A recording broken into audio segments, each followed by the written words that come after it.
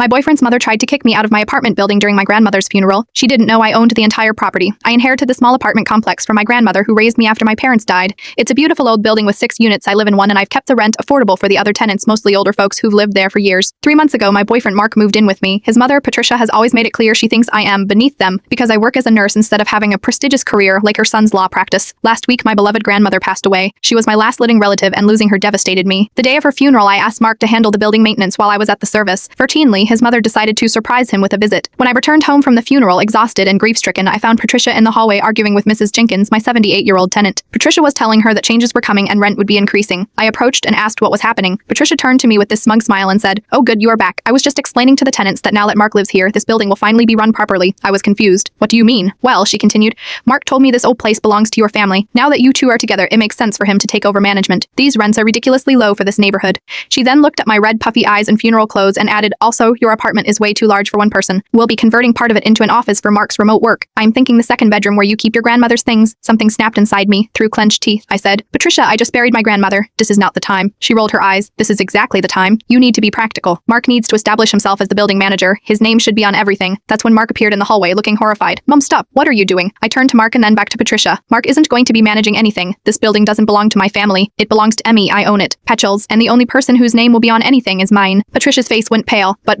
Mark said your grandmother owned it." "She did, and she left it to Emmy when I was 25. I've been the sole owner for 3 years." Mrs. Jenkins was trying not to smile. The other tenants had gathered in the hallway by this point. Patricia stammered, "Well, as Mark's mother, I am just trying to help secure his future," and I cut her off. "As the owner of this building and the person who just lost her grandmother today, I am asking you to leave now." She left. Mark apologized profusely. "We're working through it, but I've made one thing crystal clear. This building, my inheritance, and my grandmother's memory are not up for discussion."